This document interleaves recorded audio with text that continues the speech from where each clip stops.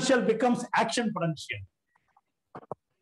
Resting potential changes to action potential. Listen carefully. That means minus 70 millivolts of potential difference changes to 30 millivolts. Changes 30 millivolts. So what happens in the point A? By the time when action potential is generated at point B, see here,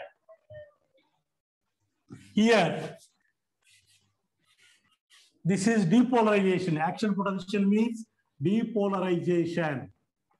How it happens? Here also, sodium gates are opened, sodium influx is there at point B. But here, repolarization occurs. Repolarization occurs. That means minus 70 millivolts are re-established at point 4, at point A.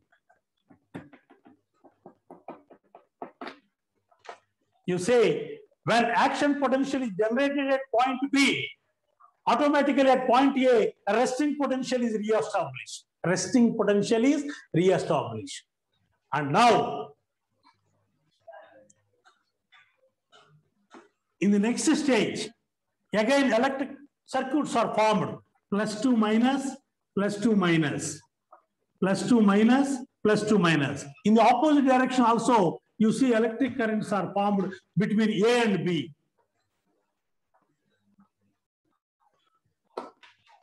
Okay. So at point B, when action potential is generated, again electric circuits are formed between D and B and C and B and A. But here, action potential is not generated. Important. At A, action potential is not generated.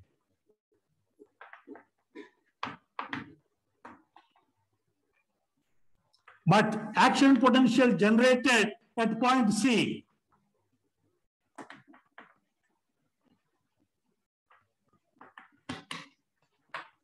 So this is point B, where electric circuits are formed between C and A, B and A, B and C. But action potential is generated at point 3.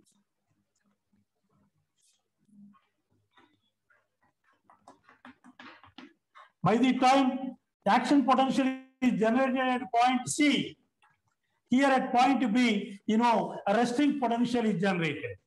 That is plus outside, minus inside, minus inside, plus. So action potential is now generated at point C. By that time, repolarization occurs at point B. So resting potential is established. Here resting potential is established. So impulse now, which originated at point A, important, transmitted to point B, then to point C. But the impulse cannot transmit it in the reverse direction. How? So the impulse transmission ever only in one direction, in forward direction, towards stellate dendrites of the axon, not towards the cyton of the axon, not towards the cyton of the axon. So nerve impulse transmission is unidirectional. So you may ask one question, sir, why not action potential is not generated at A point? By that time there is the resting potential is established. Here resting, here action potential, resting potential. That means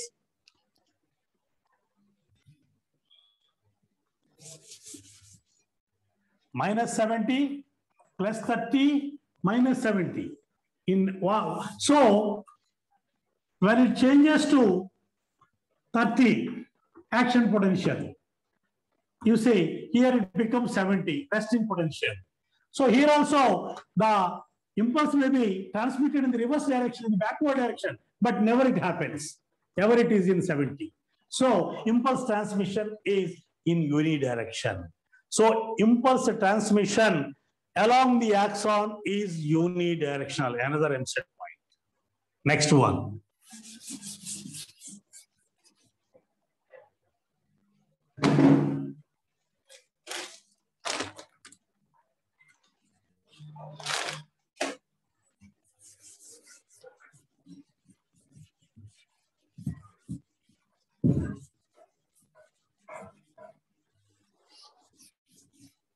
He will explain an important concept.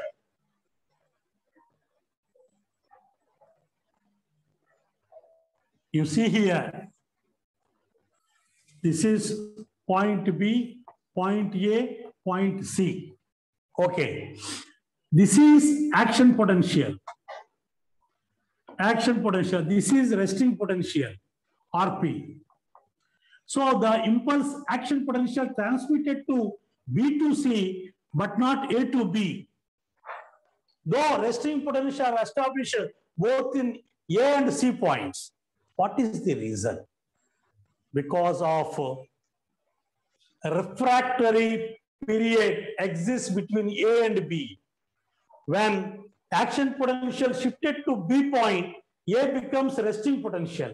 But in that, there is a inert period, what is called a refractory period.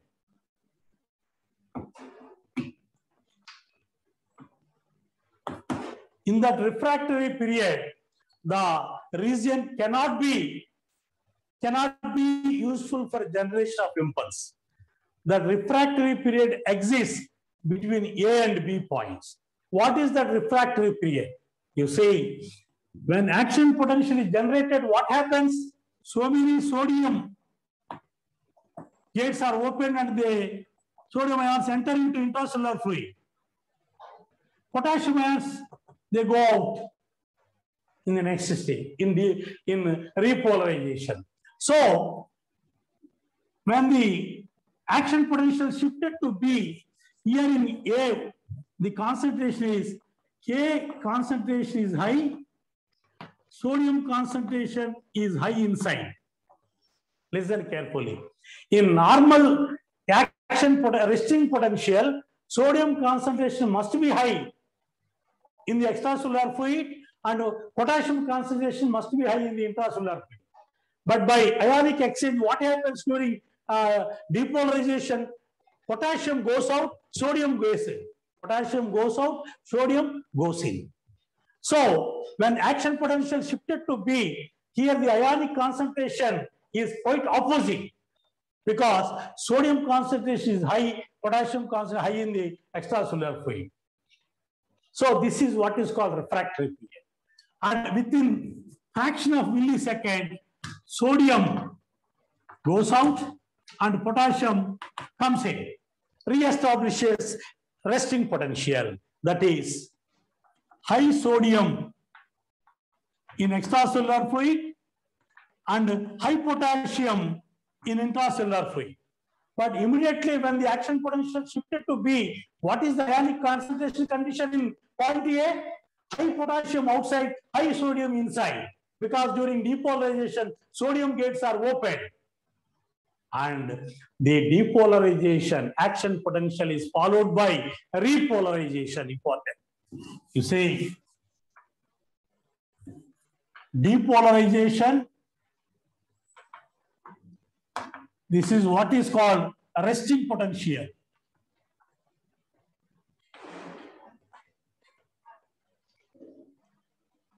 That is measured about -70. That changes to polarization, depolarization, polarization, depolarization. Depolarization or action potential. That is plus 30 millivolts. That is followed by repolarization. The third phase of the impulse generation, repolarization, that means action potential is followed by repolarization. In that, Sodium gates are closed, potassium gates are opened, and potassium ions goes out. Important point. First stage. During polarization, during depolarization, sodium ions, they come in. During repolarization, potassium ions goes out. So, during depolarization, sodium gates are opened. By that, the potential difference changes from minus 70 millivolts to 30 millivolts. But in repolarization, again, the resting potential is established because of potassium gates are open and they go out. But here the concentrations of the potassium sodium quite reverse from the beginning compared to the beginning. That's why again sodium goes out and potassium comes in, re-establishes the resting potential. The period for the re-establishment of resting potential, that is minus 70 millivolts, is what is called refractory period. During refractory period, impulse is not generated. That is a fraction of a millisecond. All sodium ions inside the neuron goes out. All potassium ions which are present outside the extracellular fluid come into the intracellular. That exchange takes place within a fraction of a second by sodium-potassium pumps. By that, you see, the impulse is transmitted. Impulse is conducted along the axon from point A to B, B to C. You see, in myelinated axons,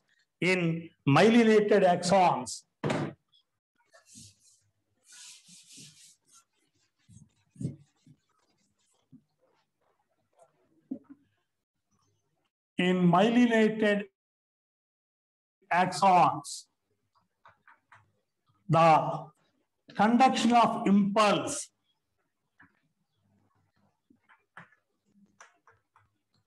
is described as saltatory conduction, because if you take a myelinated axons, these are myelin coverings, these are nodes of Ranvion. The action potentials are generated only at nodes of Ranvion.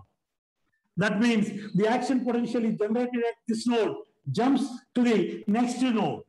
So jumping transmission, jumping conduction of the nerve impulse is what is called saltatory conduction. Saltatory conduction. You see, in non-myelinated axons, continuous conduction. In myelinated axons, saltatory conduction of nerve impulse. And the transmission of nerve impulse, the conduction of nerve impulse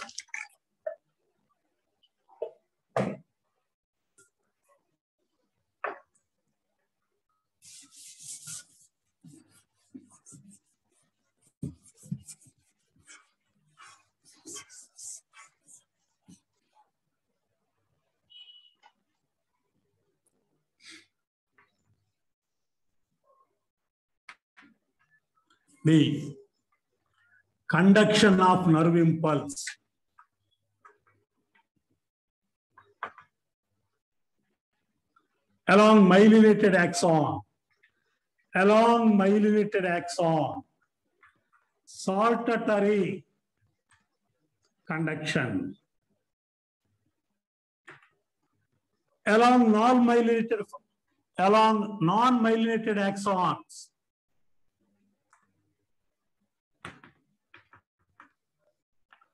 continuous conduction.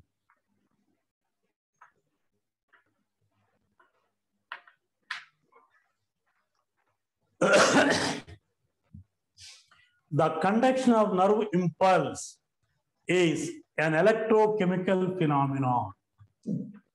Twice asked in national eligibility test.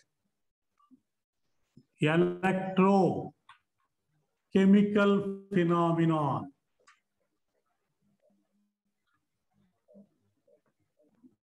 Important point. The conduction of nerve impulse along the axon between neurons, the transmission of nerve impulse, otherwise, the transmission of nerve impulse is an electrochemical phenomenon. The transmission of nerve impulse is an electrochemical phenomenon.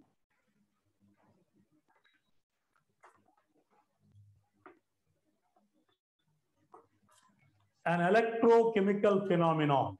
So nerve impulse transmission is a physical phenomenon, a chemical phenomenon, electrochemical phenomenon. That is, correct answer is electrochemical phenomenon. Both electric process, chemical process together takes place in the conduction of a nerve impulse in the neurons. That's why impulse conduction in neurons is an electrochemical phenomenon. Most important point. Simple thought.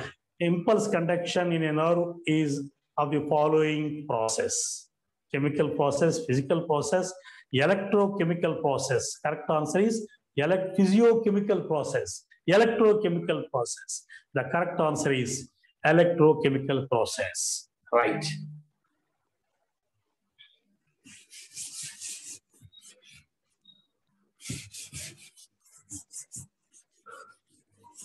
Here I will draw an important diagram. Please, a graph not given in the NCERT textbook.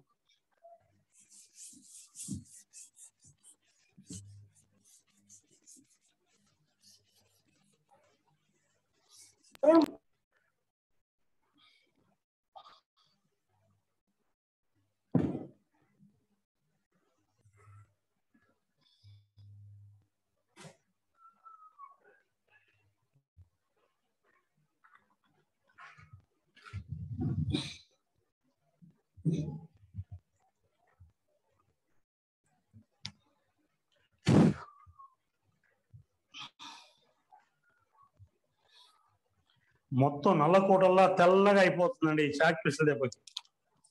Right. This is membrane potential.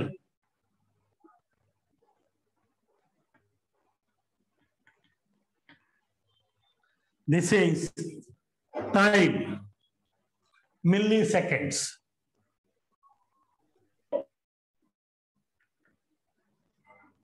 One, 2, 3, 4, 5, 6.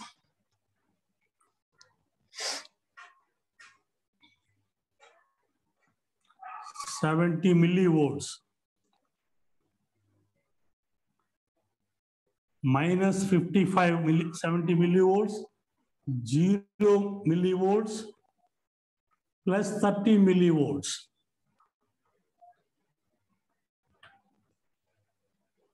$55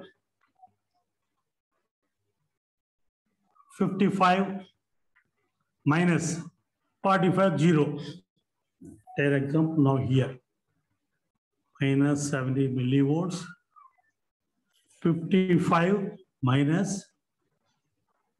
30 like this. This is membrane potential. Millivolts. Right. Resting potential, the value is 7. The potential difference is minus 70 millivolts. Minus 70 millivolts. This is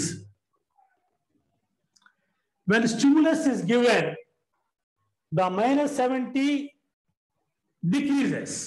So when the difference, the stimulus is about minimum of 50 millivolts, that action potential generates. So the important point is the stimulus value, the minimum stimulus required for the generation of action potential. Important bit. The minimum strength of the stimulus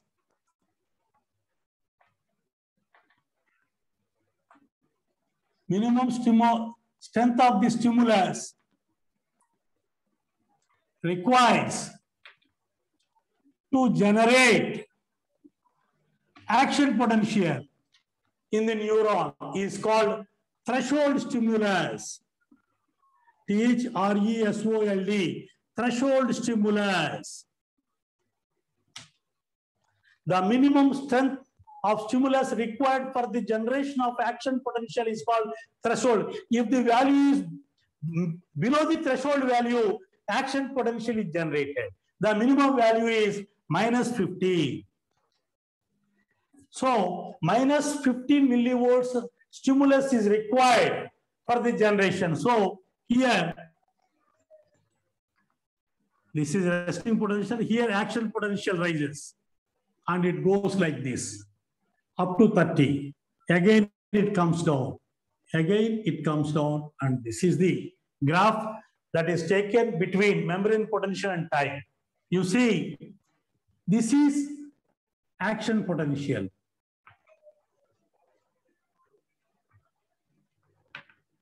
Resting potential. This is resting potential. Right. So when it changes minus to 30, that is action potential. What happens? This is what is called depolarization. Depolarization. What happens in depolarization? Sodium gates open. So minus 70 millivolts changes to plus 30 millivolts. There, after reaching 30, sodium gates are closed. Here, sodium gates are closing. Here, potassium gates are opening. So here, potassium gates are open. This is called repolarization. So in depolarization, what happens? In depolarization, sodium gates are open. And the potential difference reaches to plus 30. That is action potential. This is spike potential. Spike potential. Then sodium gates are closed and potassium gates are open. Again, it comes to the resting potential. This is what is called repolarization. And after repolarization, the value comes beyond 70 up to 90. This is what is called hyperpolarization. Hyperpolarization. The potential difference further goes down beyond minus 70 to minus 70. That is called hyperpolarization.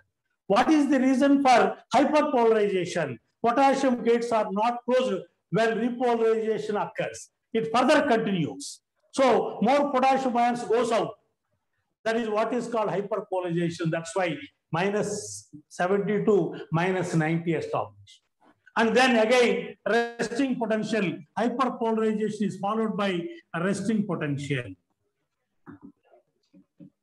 In this period, you see sodium ions goes out and again potassium ions, they come in.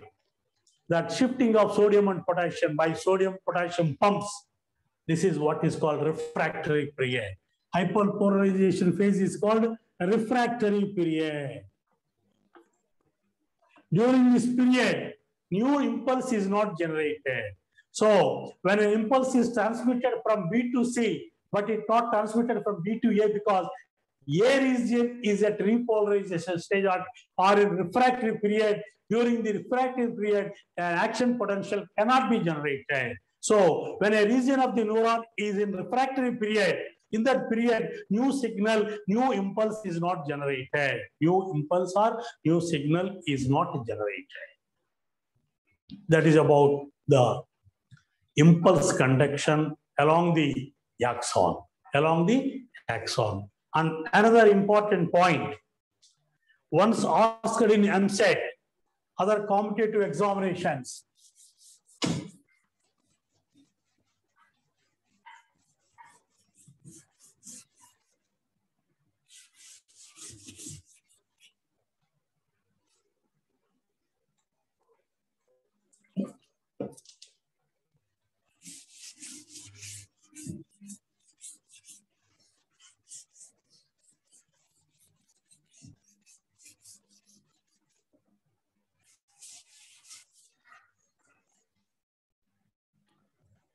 Important.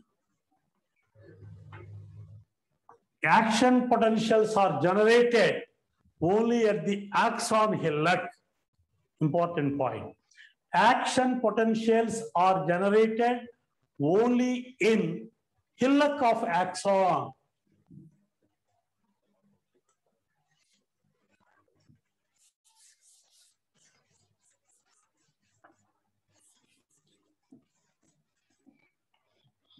At axon hillock, where action potentials are generated, and these action potentials are transmitted towards teledendrites. Teledendrites only in one direction. So impulse transmission is unidirectional, and action potentials are generated at axon hillocks. If you take a neuron, here this is axon, the base of the axon is called axon hillock, where action potentials are generated and pass towards teledendrites or synaptic knobs only in one direction. Another important point. And the similar potentials are also developed in dendrites. The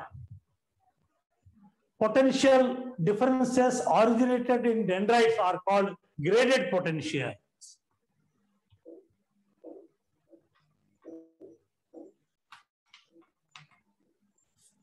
If you take the structure of a neuron, these are dendrites. Here, graded potentials are produced. But action hillock, the action potentials are produced. And they are transmitted in one direction towards teledendrites. That is about the impulse conduction. Tomorrow, we discuss the impulse transmission. How the impulse is transmitted from one neuron to another neuron.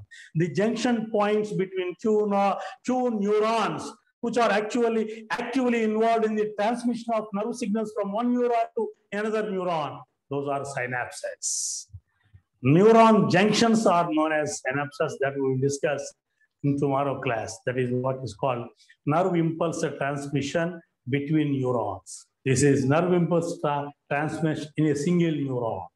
So action potentials are generated in the hillock of the axon or axon hillock. Dendrites are called graded potentials. There are a lot of differences between graded and action potentials. We did not discuss about the difference. Just in dendrites, graded potentials are developed. In axons, action potentials are transmitted. Action potentials are generated at the hillock region of the axon. That you have to remember. Okay, with this, I will close down the class. Already 1 hour is over. Tomorrow, we discuss another important topic in neural coordination, that is the transmission of nerve impulse between neurons. Another important. Okay. Any doubts? You ask through, if you are having any doubt, you ask.